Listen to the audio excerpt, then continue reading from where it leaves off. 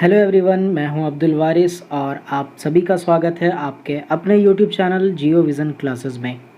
आज की इस वीडियो में हम लोग बिहार बोर्ड में आने वाले कुछ इम्पॉर्टेंट ऑब्जेक्टिव क्वेश्चंस के बारे में पढ़ेंगे जो अक्सर बिहार बोर्ड के ऑब्जेक्टिव्स में आते रहते हैं। इस वीडियो में हम लोग ज्योग्राफी के फर्स्ट यूनिट से क्वेश्चन देखेंगे कि फर्स्ट यूनिट से किस टाइप के क्वेश्चन बिहार बोर्ड के एग्जामिनेशन में पूछे जाते हैं।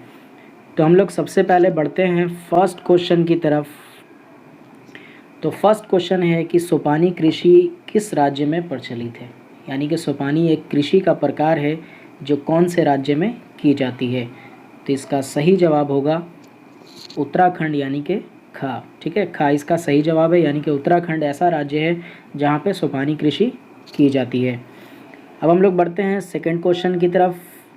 तो सेकंड क्वेश्चन है सीमेंट उद्योग का सबसे प्रमुख कच्चा माल क्या है, यानी कि सीमेंट इंडस्ट्रीज़ के लिए जो रॉ मटेरियल्स चाहिए उस रॉ मटेरियल्स में सबसे इम्पॉर्टेंट रॉ मटेरियल्स कौन सा है। तो उसमें सबसे इम्पॉर्टेंट रॉ मटेरियल्स जो है वो चूना पत्थर है, यानी कि इसका सही जवाब क्या होगा, का।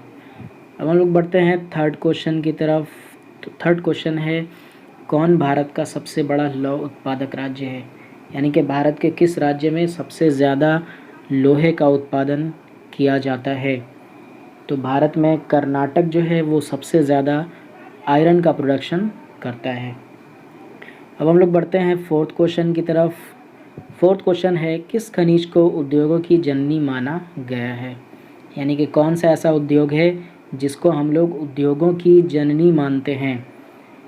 तो इसका सही जवाब होगा गा, यानी कि लोहा। लोहा जो है वो उद्योगों की जननी मानी जाती है। अब हम लोग बढ़ते हैं फिफ्थ क्वेश्चन की तरफ।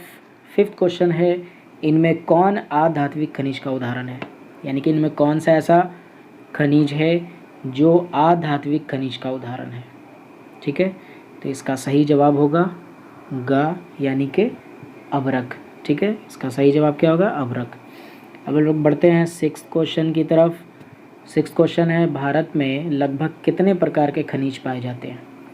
तो भारत में लगभग 100 प्रकार के खनिज पाए जाते हैं। सेवेंथ क्वेश्चन है चरक का संबंध किस देश से है। तो चरक का संबंध भारत देश से है, यानी कि इसका सही जवाब क्या होगा, गा होगा। ठीक है, अब हम लोग बढ़ते हैं आठवें क्वेश्चन की तरफ। तो आठवां क्वेश्चन है भारत का प्रथम तेल शोधक कारखाना कहाँ स्थित है, यानी कि भारत में प्रथम जो तेल शोधक कारखाना था वो कहाँ है। तो इसका सही जवाब है गा, यानी कि डिगबोई में। भारत के डिगबोई में पहला तेल शोधक कारखाना अवस्थित किया गया था। अब हम लोग बढ़ते हैं नौवें प्रश्न की तरफ। नौवां प्रश्न है मैग्नीज के उत्पादन में भारत का विश्व में कौन सा स्थान है, यानी कि भारत का कौन सा स्थान है पूरे विश्व में मैग्नीज के उत्पादन के लिए। तो मैग्नीज के उत्पादन के लिए भारत का तीसरा स्थान है, यानी कि सही जवाब क्या होगा इसका, नाइन्थ का सही जवाब क्या होगा, गा, यानी कि तृतीय स्थान। भारत जो है वो तीसरे स्थान पे है मैग्नीज के उत्पादन के लिए पूरे विश्व में। अब हम लोग बढ़ते हैं 10वें क्वेश्चन की तरफ। 10वां क्वेश्चन है मरुस्थलीय मृदा का विस्तार निम्न में से कहाँ है। तो मरुस्थलीय मृदा मरुस्थलीय क्षेत्र में पाया जाएगा। तो जाहिर सी बात है कि मरुस्थलीय क्षेत्र इनमें से कौन है, उत्तर प्रदेश तो है नहीं, कर्नाटक है नहीं, महाराष्ट्र होगा नहीं। तो जाहिर सी बात है कि सही आंसर क्या होगा इसका, राजस्थान होगा, यानी कि मरुस्थलीय मृदा कहाँ पाई जाती है, राजस्थान में पाई जाती है। ठीक है, 11वां क्वेश्चन है इनमें किस बंदरगाह से लोहे का निर्यात किया जाता है। भारत का कौन सा ऐसा बंदरगाह है जहाँ से लोहे का, आयरन का एक्सपोर्टेशन किया जाता है। तो इसका सही जवाब होगा विशाखापत्तनम, जहाँ से लोहे का निर्यात किया जाता है। अब हम लोग बढ़ते हैं 12वें क्वेश्चन की तरफ। 12वां क्वेश्चन है काली मृदा का दूसरा नाम क्या है। तो काली मृदा को हम लोग रेगुर के नाम से भी जानते हैं, इसलिए सही जवाब इसका क्या होगा, खा, यानी कि रेगुर में रेगुर। ठीक है, अब हम लोग बढ़ते हैं 13वें प्रश्न की तरफ। 13वां प्रश्न है कि प्राकृतिक संसाधनों के संरक्षण हेतु 1968 ईस्वी में कौन सा कन्वेंशन हुआ था। तो प्राकृतिक संसाधन के संरक्षण के लिए 1968 में जो कन्वेंशन किया गया था वो अफ्रीकी कन्वेंशन था, यानी कि इसका सही जवाब क्या है, का होगा, यानी कि अफ्रीकी कन्वेंशन। ठीक है, अब हम लोग बढ़ते हैं 14th क्वेश्चन की तरफ। 14th क्वेश्चन है कि प्लास्टर ऑफ पेरिस किससे बनाया जाता है। तो प्लास्टर ऑफ पेरिस बनाने में जिप्सम का यूज़ किया जाता है, यानी कि सही जवाब क्या होगा, खा होगा, जिप्सम होगा। ठीक है, अब हम लोग बढ़ते हैं 15th क्वेश्चन की तरफ। 15th क्वेश्चन है निम्नांकित में से किस खनिज का सबसे बड़ा उत्पादक राज्य उड़ीसा है। यानी कि भारत का एक राज्य उड़ीसा जो है वो किस खनिज के लिए सबसे बड़ा उत्पादक राज्य माना जाता है। तो उड़ीसा जो है वो मैग्नीज़ के लिए सबसे बड़ा उत्पादक राज्य माना जाता है। ठीक है, उड़ीसा राज्य में सबसे ज़्यादा जो उत्पादन किया जाता है, बड़े पैमाने पे जो उत्पादन किया जाता है वो मैग्नीज़ का उत्पादन किया जाता है। ठीक है, तो सही जवाब क्या होगा, घा, मैग्नीज़। अब हम लोग बढ़ते हैं 16th क्वेश्चन की तरफ। 16th क्वेश्चन है कि भारत में तांबा का कुल भंडार कितना है। यानी कि भारत में जो तांबे का भंडार है उसकी क्वांटिटी कितनी है। तो भारत में तांबे का कुल भंडार जो है वो 125 करोड़ टन है, यानी कि सही आंसर क्या होगा, खा, 125 करोड़ टन।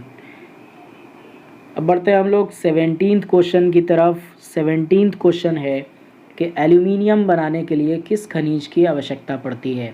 तो एल्यूमिनियम बनाने के लिए बॉक्साइट की ज़रूरत पड़ती है। ठीक है, तो सही जवाब क्या होगा, घा, बॉक्साइट।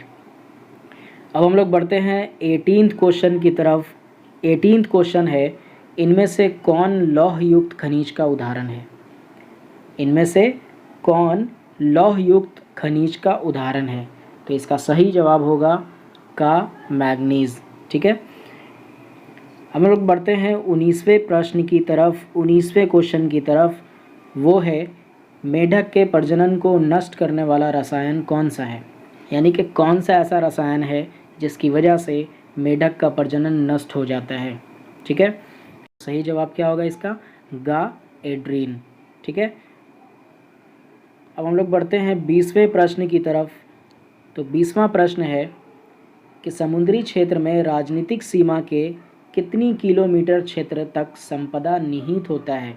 यानी कि किसी भी नेशन के बाउंड्रीज़ के बाहर समुद्री क्षेत्र में कितनी दूरी तक नेशनल रिसोर्स कहलाता है। यानी कि उस दूरी में जो भी रिसोर्स पाया जाएगा वो उसी देश को जाएगा, यानी कि उसी देश का होगा। तो वो दूरी कितनी है, तो उसका सही जवाब क्या है, घा, यानी कि 19.2 किलोमीटर। आज की इस वीडियो में बस इतना ही। अगर ये वीडियो आपको पसंद आया हो तो लाइक कीजिए और इस तरह की और वीडियोस पाने के लिए हमारे चैनल को सब्सक्राइब कर लें और बेल आइकन प्रेस करना बिल्कुल ना भूलें, ताकि जब भी हमारी वीडियो अपलोड होगी तो आपके पास नोटिफिकेशन जा सकेगा और आप आसानी से हमारी वीडियोज़ को देख सकेंगे। Thank you so much, have a nice day.